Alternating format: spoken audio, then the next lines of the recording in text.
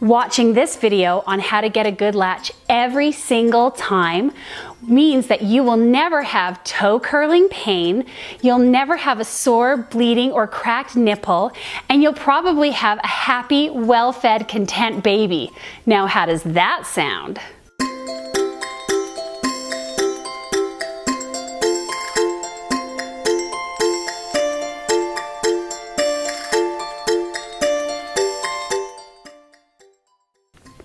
Hi mommies, welcome to the Yellow Nursery. Today we are talking about how to get a good latch every single time.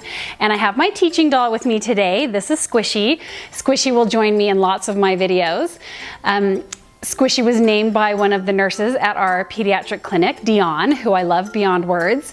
Dion calls every new baby Squishy, so that's how Squishy got its name. One of the most important things, we're just getting right into it, that you need to know is if at all possible, you can nurse within the first hour after giving birth, then by all means do it. And if you follow the instructions in this video on how to get a good latch from the very, very beginning, then things will be a lot more smooth sailing for you. So the first most important thing we need to talk about is how you're going to hold baby and what position you're going to hold baby in to be able to get that good latch and achieve that good latch without hurting any part of you. Okay, so there are two kinds of holds I would suggest for you to do: cross cradle or football hold. So we're going to do cross cradle first. Cross cradle is like this, and you have baby's head in your hand, and then you will position this hand, the same side that you're going to breastfeed on, to support that breast, okay? Now, some easy ways for you to remember where to put all of the hands and the baby and everything. Just think to yourself, this same breast, the same side as the breast that I am going to nurse on, that same arm becomes an awkward chicken wing, okay? Sounds goofy, but it helps you to remember, especially when you're tired and you have baby brain and you just had a baby and you're a little bit sore and there's a lot of things going on around you. The same side that you're nursing on, that arm becomes an awkward chicken wing, okay? That hand, you want to support that breast. The other hand, okay, helps to support baby's body, or that arm supports baby's body, and this hand is in total control of baby's head, okay? How you hold on to baby's head is you use your thumb and your other fingers and you just gently support the back of baby's neck and head in your hand. And this gives you total control to be able to move baby onto the breast quickly and efficiently, okay? Now, why do we do this? Why is cross cradle a good way? Because if you do cradle hold, this is traditional cradle hold, you can't move baby on very fast or efficient by shrugging a shoulder, okay? It's too difficult, especially in the beginning when you're trying to get a deep enough latch and not create a sore nipple by having too shallow of a latch to shrug a shoulder.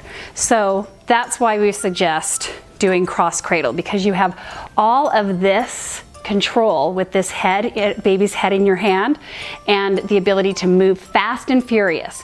And let me tell you, if you only get one thing from this video today, it's to be assertive and move fast and furious, and to remember that your new baby is resilient and you can move them on there with wild abandon, okay? So that's the first position. The second position is football hold. I like football hold if you have any size bust bigger than an A cup, and I'll tell you why. It's nice for mommy to be able to see into baby's mouth so that they can tell when baby's tongue is down and they're ready to latch on. Often it's hard when you've got cradle hold going on, whether it's cross cradle or traditional cradle hold, for a mommy to go like this and try to see in baby's mouth. Football hold allows you to glance down your breast into baby's mouth. This way you can see when their tongue is down, their mouth is dropped open, and they're ready to latch on. A lot of mommies think that football hold means laying baby on their back beside you and having their tummy facing up towards the ceiling and putting your breast in their mouth. Really, it's better to have their tummy turned towards your side. Take their little bottom and put it in the crook of your arm. Kind of snug them up against you. That way you can hold their head in your hand and have full control of their little head between your thumb and your forefingers. And you can place them on your breast the same way you did when you were doing cradle hold. You can support your breast with your other hand, just like you did with cradle hold. See? But your arm is not an awkward chicken wing. It's a lot more comfortable this way. So those are the two holds I would suggest for first getting started. All right, cross cradle and football hold. All right, now that we've talked about the two different holds, we want to talk about properly supporting your breast and getting a good angle so that when baby drops their little mouth open wide enough and you're ready to latch them on, you've got your breast supported well enough so that they can latch on properly. I see a lot of mommies doing this on their breast, or a lot of mommies doing this on their breast, or a lot of mommies doing this on their breast and trying to put their breast in baby's mouth. The problem with this is your hand anywhere around here inhibits baby from getting a good latch on the breast because your fingers and your hands are in the way. So my suggestion would be to put your hand on your rib cage and to support your breast that way. Simply by moving your breast around like this with your hand on your rib cage allows you to angle your breast any way you might need to for baby to be able to latch on properly. What do you do if you have a really large size bust? A really good idea is to take a diaper or a small washcloth, roll it up, and put it underneath your breast for some added support. That way you don't always have to be holding and supporting your breast with your hand. You can let go, and there's that little rolled up piece of cloth to help support your breast when you can't. Now let's talk about what baby's mouth needs to look like before you try to place them onto your breast.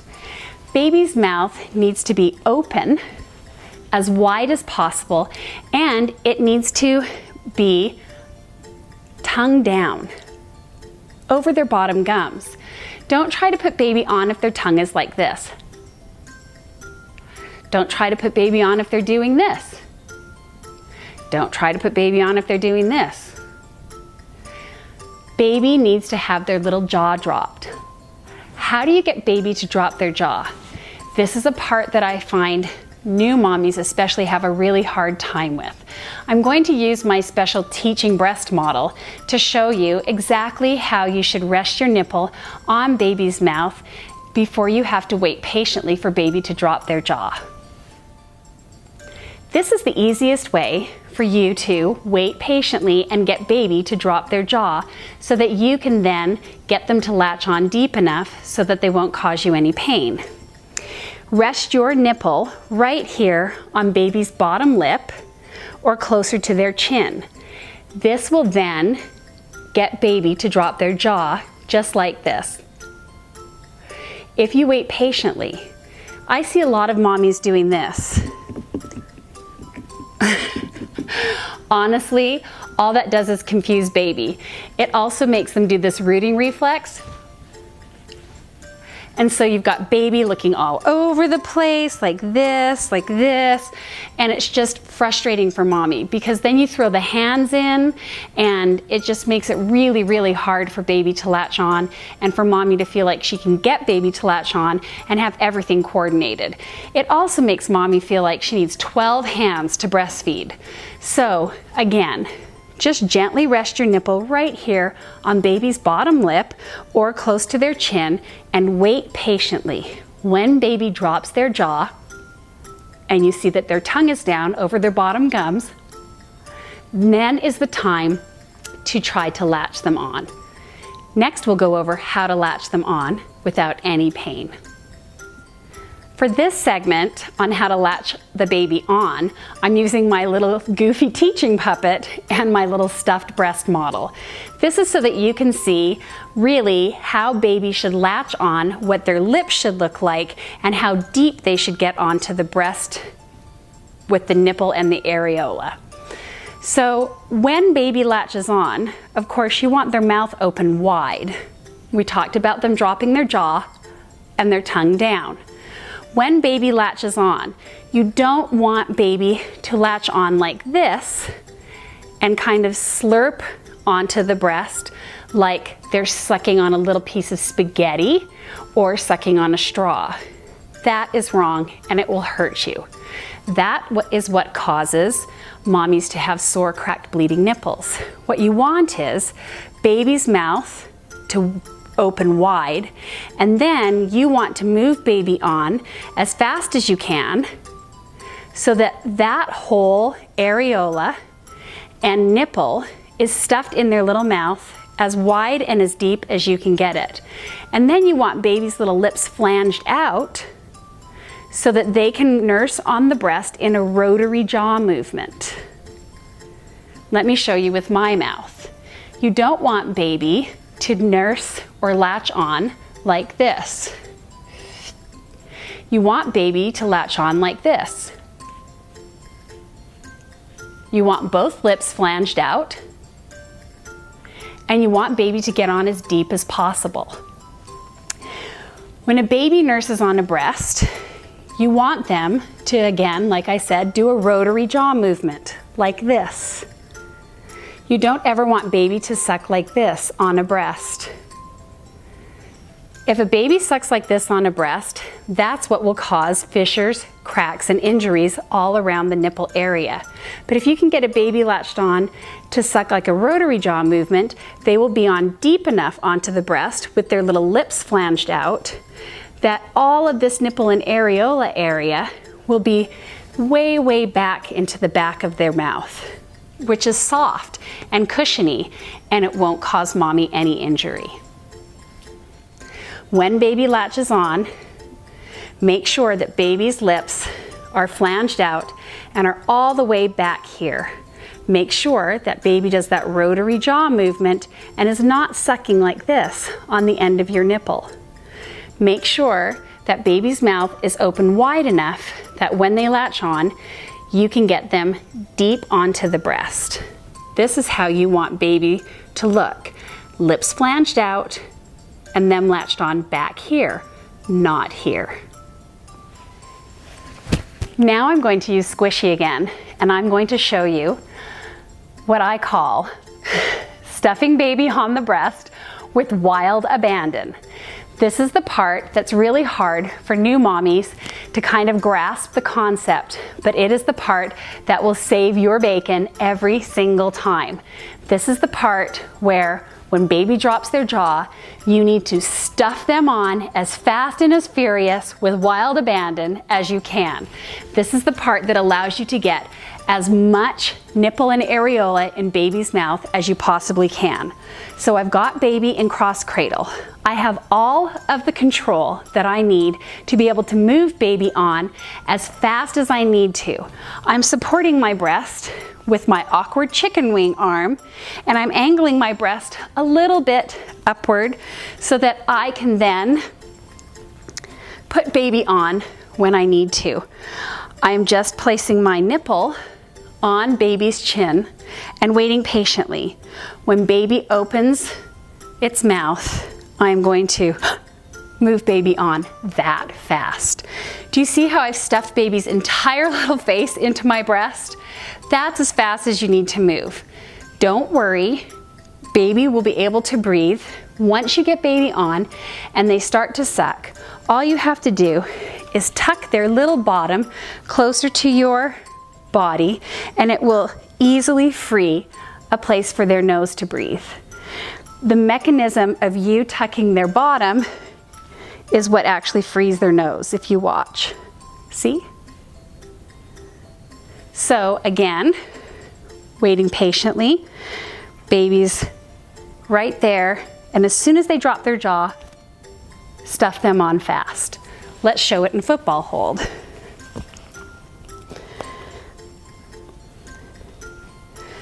Waiting patiently. As soon as they drop their jaw, stuff baby on fast, deep. As soon as they get going, then you can adjust everything. When you're doing it in cross cradle, you don't have to keep this awkward chicken wing the entire time. As soon as you get baby on and you get everything adjusted, then you can take this awkward chicken wing and gently bring it around and be more comfortable. Now, a few more tips and tricks. How should you angle your breast for baby to easily latch on? Here's my rule. I call it the sandwich rule. When you eat a sandwich, you don't place the sandwich in your mouth like this, and you don't place the sandwich in your mouth like this, and you don't place the sandwich in your mouth like this. But you place the sandwich in your mouth like this. So think about placing your breast in the baby's mouth that way. When you think about latching baby onto the breast, think about angling your breast with the nipple slightly angled up, a little towards the roof of their mouth, just like you'd eat a sandwich. Think of eating a big, sloppy sandwich that you're trying to get into your mouth as gracefully as possible. If the nipple's angled up, then when you latch baby on, it's easier that way to get baby on and get more in baby's mouth. So when you are holding onto and supporting your breast down by your rib cage, think about which way you want to angle and support your breast depending on whether you're holding baby cradle hold or football hold, and angle your nipple up a little bit towards the roof of baby's mouth so that when you're holding baby's head and you put baby's head onto your breast, it's like they're eating a sandwich. Let's talk about what you should do if you get baby latched on and it does hurt. It's toe curling pain, it's killing you, tears are rolling down your face. What do? You need to break the suction immediately and make baby latch on again the right way. This might take you 2 or 3 tries. It might take you 12 or 13 tries. The most important thing to do is to take baby off and make them do it again, and take them off and make them do it again. And that way, as soon as you get it right and you leave them on, then baby is practicing nursing the right way. You're not in pain or being caused any injury, and that way you and baby will both have a good experience, but baby will also remember how they were nursing. And then the next time it'll be easier, and the next time even easier. So how do you break the suction? Once you've gotten baby on, if it's hurting, have your finger right there and available to be able to break the suction. A lot of people say the easiest way to break the suction is to take your finger and stick it in the corner of baby's mouth between their 2 gums. I find that babies can still suck your breast and your finger at the same time. And I see mommies trying to do this and they're going, ow, ow, ow, ow, ow, ow, ow, and they're still having baby suck the breast and the finger, and they're still toe curling pain, and everything seems to be a little bit crazy. So what I have found over the last 20 years is to do what I call the Elvis lip. Elvis Presley was famous for doing this. I have found that if you just gently do this to baby's top lip, it breaks the suction immediately and you can take them off. So if you will be ready with that finger, and if baby gets latched on too shallow and it hurts you at all, you just simply push their little top lip up like Elvis and it breaks the suction. Then you can try again to get them latched on the right way. Simply, if it's hurting, break the suction, do the Elvis lip, try again to get them latched on the right way. If it's hurting, simply pull their little top lip up like Elvis, break the suction, try again to get them latched on the right way. If it's hurting, simply reach down with your index finger, pull their little top lip up like Elvis, break the suction, take them off, try again to get them latched on the right way without it hurting. I found this to be far more effective than in the corner of the mouth. And it's easy to remember, just think of the king and do the Elvis lip.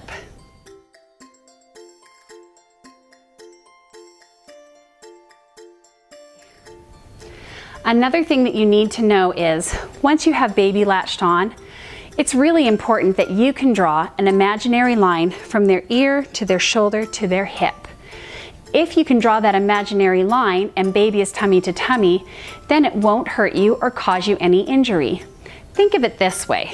If I have a milkshake and I hold it out here and I tell you to drink it and you turn your head and try to drink it, you're always going to be swallowing in an awkward way.